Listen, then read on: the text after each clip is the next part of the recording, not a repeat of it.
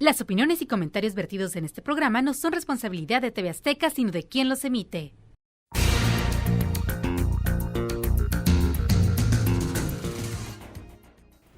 El consumismo, comprar sin pensar, se define como la compra o acumulación de bienes y servicios no esenciales que a gran escala compromete los recursos naturales y la economía sostenible. La ayuda a la publicidad sin límites ni medida, que idealiza y promete la satisfacción plena de felicidad personal si consumimos sin freno para lograr el ideal de compras. ¿Hasta dónde perjudican esta serie de mensajes que pretenden hacer creer que vivir endeudados es hacerlo en sintonía con una mejor vida? ¿Sirven de algo los récords de ventas que aumentan cada año? ¿Cómo explicamos que consumir es bueno, pero si lo hacemos de manera desmedida resulta perjudicial? Invitamos a un profesional de la materia que nos comentará extensamente sobre este tema. Buenas noches y bienvenidos a un nuevo programa donde pondremos aquí sobre la mesa un tema de interés general. El de hoy, por supuesto, que es un tema que nos preocupa a todos y hay que abordarlo, y es el consumismo que nosotros titulamos comprar sin pensar. Estas son épocas muy propicias para esto, y aunque se practica todo el año, lo que pasa es que ahora la aguja sube en el consumismo en estas fechas claves. Pero bueno, invité a un experto, como siempre, para que nos platique de este tema y tener una charla interesante, y es nada menos que el maestro Rodrigo Martínez Sandoval. Maestro, muchas gracias por haber venido. Es un honor, José Alfredo Chicone, mucho gusto estar aquí con ustedes. Maestro, ¿dónde termina? Es una pregunta muy simple con la que quiero arrancar. ¿Dónde termina el consumo y empieza el consumismo en la gente? Sí, aparentemente es un tema de fácil abordaje, pero ¿sí? Es un fenómeno complejo. El consumismo yo lo veo como un fenómeno social inducido, wow. Mientras que el consumo atiende pues a las necesidades generales de la sociedad. Claro.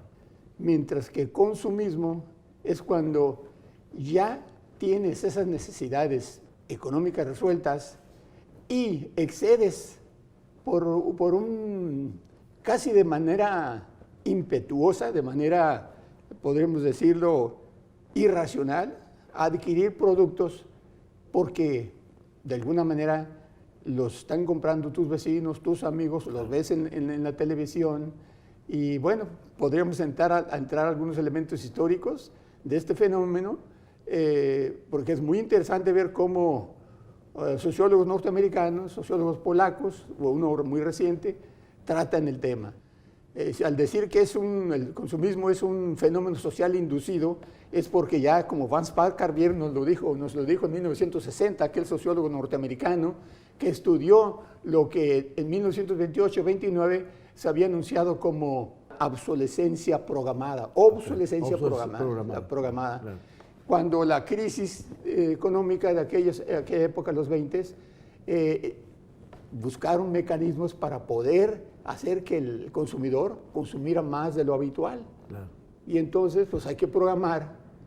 Una inducción. Una inducción. Claro.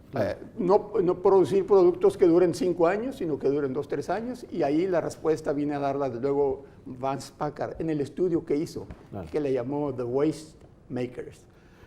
Yo lo que veo como observador y mi gente de cierta edad es que lo que hoy se siente comprar como una necesidad, antes para nosotros hace 40 años era un lujo.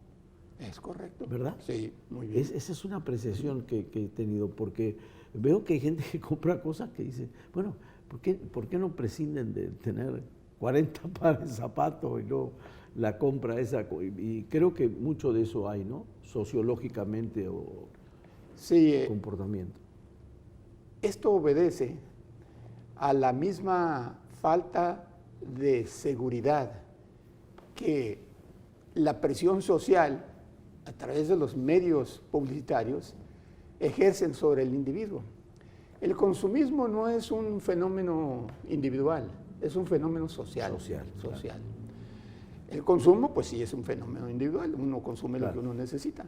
Y lo que bien dice es, consumidor está haciendo o respondiendo a esa visión competitiva que le están dando constantemente en el cine, en los periódicos, en la televisión, y que esa persona tiene la necesidad de la famosa inclusión social. Claro, claro.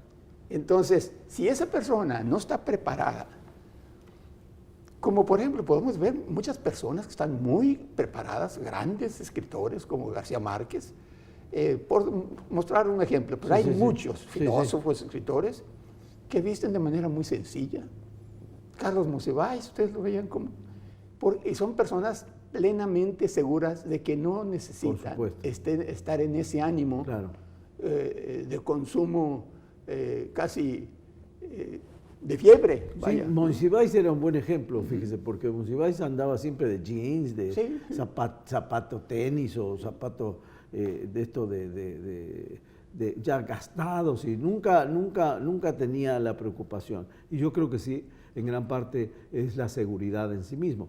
Lo que pasa que, claro, el consumismo, y usted lo decía muy bien, es una cuestión colectiva prácticamente, no es una cuestión individual. Y la competencia que se establece ya de manera doméstica es con el vecino, con el pariente, con quiero tener esto porque Pedrito se compró otro carro. Empieza una competencia ahí media enfermiza, que es lo que sí preocupa, ¿no? Y entonces eso viene de esa búsqueda de la felicidad que los mismos medios le han ofrecido al individuo, que para ser feliz necesita adquirir X. De otra manera va a estar muy atrasado si no compra el vehículo o la computadora o que compró el vecino, vaya, o sus amigos o sus familiares. Entonces esa persona está permanentemente insatisfecha porque está viviendo como no busca alternativas informativas a lo que está recibiendo con un bombardeo insistente. Puede rechazar, si se prepara para rechazar ese bombardeo, restringir lo que va a comprar y reciclar lo que compra.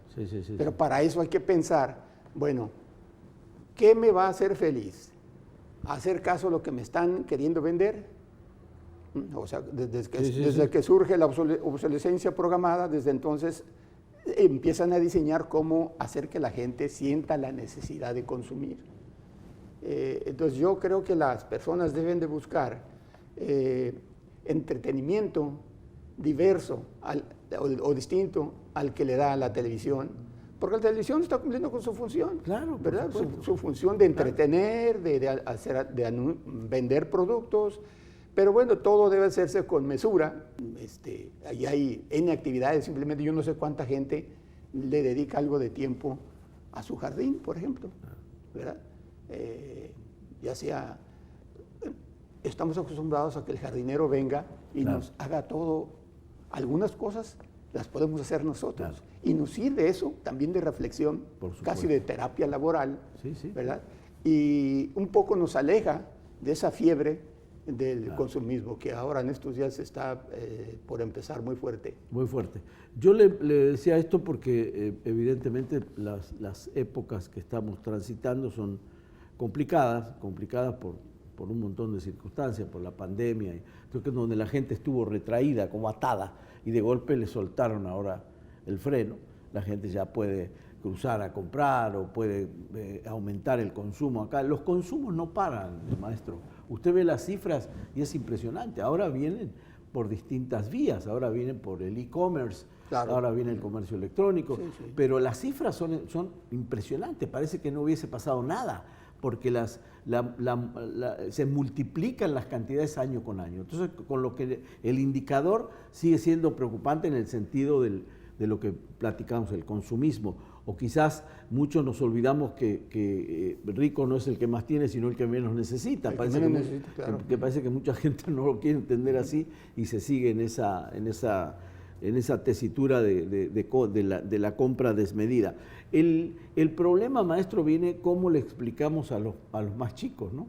Que son los que se supone que le debemos dar el ejemplo cuando hay gente que tiene hijos adolescentes o jóvenes y el papá consume más que ellos o la mamá consume más que ellos. Yo creo que es un problema más grande todavía. Yo diría, José Alfredo, que como en todo en la familia, el ejemplo es muy poderoso. Si los hijos ven que los padres están siempre con su aparatito, como ven, vamos a un restaurante y vemos a veces que las familias no se comunican entre sí, claro. Cada quien está con su aparatito, claro. El papá, la mamá y los hijos. Entonces debe haber espacios y además estar muy cuidadosos como padres de que no estemos siempre en los pocos momentos que tenemos para estar en familia o con los hijos, olvidarnos de las nuevas formas de comunicación. Que lo tenemos todos los días. La información, claro. Eso es clave.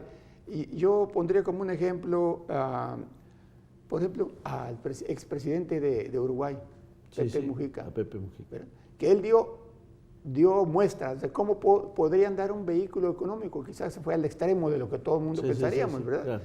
Pero no es alejado para probar de que se puede ser una persona de alcurnia política, por así decirlo. Claro. Presidente 2 veces, senador. Y el hombre y su esposa vivieron pues en la medianía. Viven todavía, en la medianía. Y todavía construyendo, trabajando en su jardín. Yo creo que la educación que deben tener nuestros hijos es primordialmente nuestra, y mucho más sabiendo de la presión social. Van a la escuela y pues todos sus amiguitos traen o el celular o la tablet. De última generación. De última generación. Estaba yo viendo un caso de un joven que se le descompuso su impresora y pues fue a que la arreglaran. Pero pues ya le dijeron, no, tienes que comprar otra.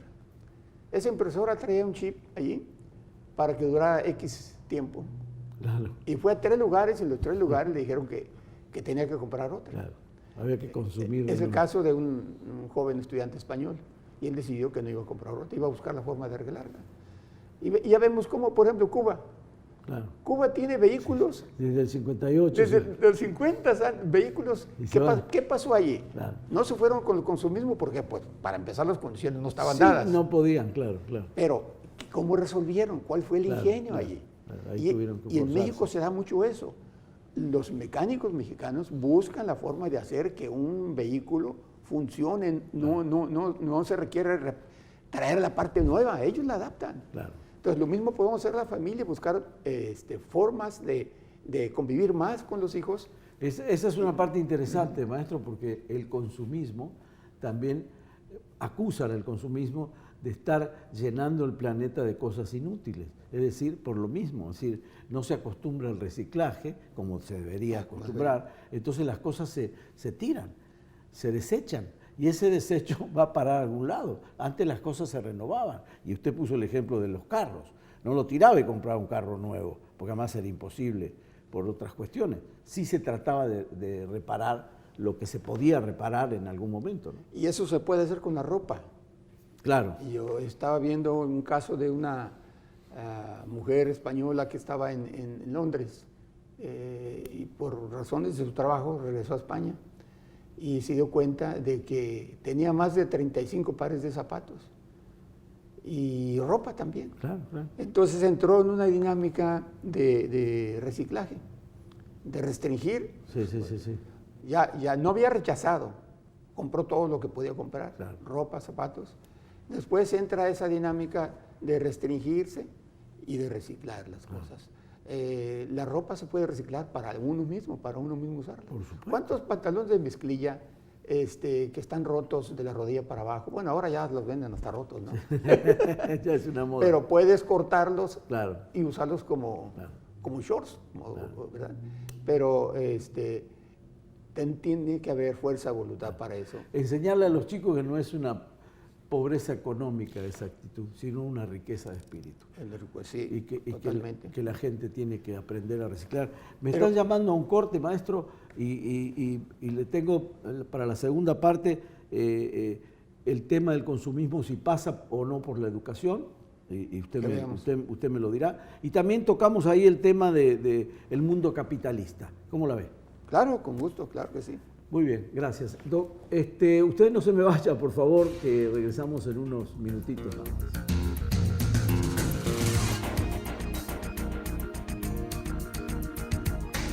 Regresamos. Continuamos.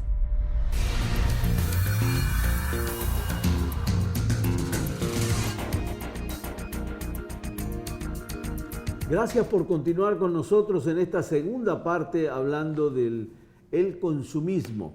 Tengo el privilegio de contar en el estudio con el maestro Rodrigo Martínez Sandoval. Y le agradezco muchísimo de nuevo, maestro, que esté con nosotros. Y bueno, para esta segunda parte tenía yo una pregunta cuando hablamos de que el consumismo nos hacen ver que es un problema casi estrictamente ligado con el capitalismo. Pero yo me pregunto, ¿y los chinos qué? Porque los chinos consumen muchísimo. Y entonces también ya traspasó esa barrera, ¿o cómo está eso? Definitivamente ya. China es una economía muy poderosa, claro. Muy poderosa, lo estamos viendo en todas partes del mundo, pero también podemos ver a los chinos que andan por todo el mundo cómo consumen. Okay, claro, ¿verdad? Claro, muchísimo. Entonces, es un fenómeno del creado e impulsado por el mundo capitalista. Claro. De hecho, no hay, quizá el único país donde no haya consumismo sea Corea. Y claro. Quizá Cuba, por el bloqueo que tiene Cuba. Claro, nada más. Pero Cuba ha resuelto el problema de los vehículos, como decíamos, y el problema, por ejemplo, al rato comentamos, la educación, la salud, la vivienda, son cosas que no existen en Cuba, ni miseria como acá. Claro. Y China tiene más millones de millonarios que la población que tenemos en México. Claro, es verdad, sí. Entonces, la capacidad de consumo, además el nivel de competencia en la que está a nivel mundial también, claro. Los aparatos electrónicos que se están creando en China, no digamos también hasta a nivel de las nuevas tecnologías de la comunicación, de la información. Sí, se renuevan permanentemente. Claro. Entonces, yo diría que ese fenómeno lo observamos en todas partes y nada más, alguien que tenga dudas, nada más observe la conducta de los turistas que nos llegan, tanto aquí con Estados Unidos o cualquier parte, de China, de Corea del Sur. Así es de que yo diría que este fenómeno fue pues una salida que echó a andar con el apoyo del gobierno, la iniciativa privada, las grandes empresas, sobre todo a partir de las crisis que se vinieron del 29 y después en los 50, durante la posguerra, cuando después de la Segunda Guerra Mundial, es donde empieza ya el sistema de ventas en paquete, ventas a futuro. Compra ahora, paga después. Claro. Y desde ahí la gente se va verdad. acostumbrando a consumir, Claro. Y consume más de las capacidades que tiene para pagar. Sí. Por eso está en permanente deuda. Y como que es un fenómeno que le quita esa libertad y de poder decir, bueno, pues esta es mi casa, ¿no? Pues tienen que esperar 35 años para poder decir que es su casa. Como los países, maestro, porque los países todos deben dinero. O sea, se acostumbraron a la deuda. No hay un país que no tenga deuda externa. No hay un país que no le deba a alguien dinero.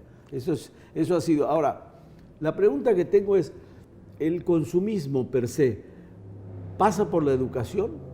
¿Pasa por educarse o educar a los chicos de otra manera, a la familia de otra manera? Allí es donde el Estado, como organización máxima de la sociedad, ha estado faltando a esa responsabilidad. Si bien las empresas promueven sus productos utilizando técnicas que tratan de convencer al consumidor para que consuma, claro. Necesite o no necesite. Es más, las técnicas le crean nuevas necesidades al consumidor. Exactamente. Se las crean y mucho a través de lo que el mismo Vance Packard desde entonces hablaba, de las técnicas ocultas. ¿Cómo no? De la publicidad subliminal. La subliminal, de acuerdo, exacto. ese libro, sí, famoso. The Hidden Persuaders se llamaba, muy bueno. Y bueno, y en Polonia el autor de nombre Zygmunt Bauman, que ha introducido el concepto de modernidad líquida, donde es sociólogo también él, igual que Vance Packard. O Sartori, el italiano, sí, Giovanni Sartori, que aparte de sus libros sobre política, tiene un libro sobre la influencia de las tecnologías de la información en la comunicación, concretamente la televisión, cuando habla de la sociedad teledirigida.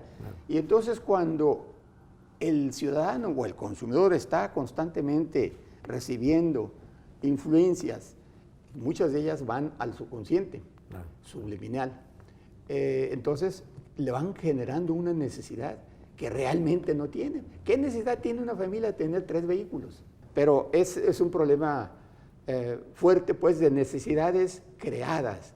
Y eso hace lo que hace que a mí me parezca que la gente tiene a veces necesidades hasta de psicología, que podemos clasificar de psicología clínica, porque hay gente que ya no sabe cómo salir del problema del consumo. Y en la educación no ha atendido ese asunto. No lo ha atendido. El Estado debe tener medios de comunicación, o los que ya tiene, para informar, educar, aparte de que esa información debe venir en los programas, la currícula de la escuela, y desde primaria. Y finalmente, ya que el ciudadano, la persona, en su libre albedrío, pues decida, ¿verdad? Pero hay que darle la oportunidad de que tenga información distinta a la que le están dando. Enfocarlo como una adicción, porque... Sí, de hecho hay casos que se tratan así como una adicción. No solamente es adicción el que no puede salir del casino, o el que no puede dejar de fumar, no puede dejar de fumar o de tomar. También es una adicción el que no está en paz y no está comprando algo cada semana o cada mes o cada vez que puede, ¿no? Y eso lo vemos.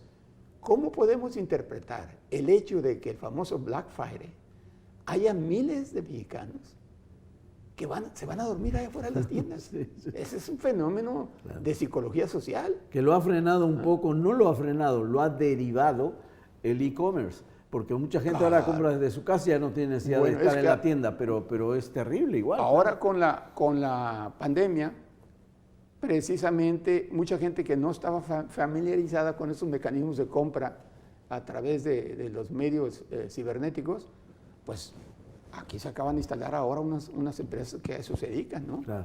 A vender de ese modo. ¿Y qué consecuencias trajo eso? De que ahora muchas de las empresas que mandaron a sus empleados a trabajar en su casa, ya los van a dejar en su casa. Claro. Van a ahorrar en energía. El famoso home office ahora. Home office, que le llaman. Maestro, me queda un minuto nada más. Me gustaría que me dé una conclusión sobre el consumismo. ¿Alguna sugerencia para nuestra gente? Que la gente piense más en hacer una introspección y administrar mejor los recursos que tiene, inclusive los que tienen muchos recursos también, porque eso lleva a cierta forma de descomposición social. Claro. ¿Por qué? Porque hay población que no puede consumir, es más, hay población que ni siquiera tiene las necesidades básicas de las que hablaba Aristóteles resueltas. Entonces, a los que están en esa necesidad de estar consumiendo permanentemente, que busquen alternativas, como decíamos hace rato, rechazar de inmediato, para empezar, el bombardeo publicitario, pensar en cómo seleccionar qué es lo que necesita su familia, o necesita, pues sí, su familia, y seleccionar entonces qué es lo que va a adquirir, cómo lo va a adquirir, y pues también buscar lugares donde pueda consumir eso. Yo diría que se ha exagerado mucho el valor del dinero, y no se ha buscado mecanismos que nos lleven a revisar cómo le hacíamos antes. Alternancias. ¿Cómo le hacíamos antes? Lo mencionabas al principio, ¿verdad? Pero ahora todo es fácil, los productos están cambiando tan rápidamente que no queremos estar nosotros al día.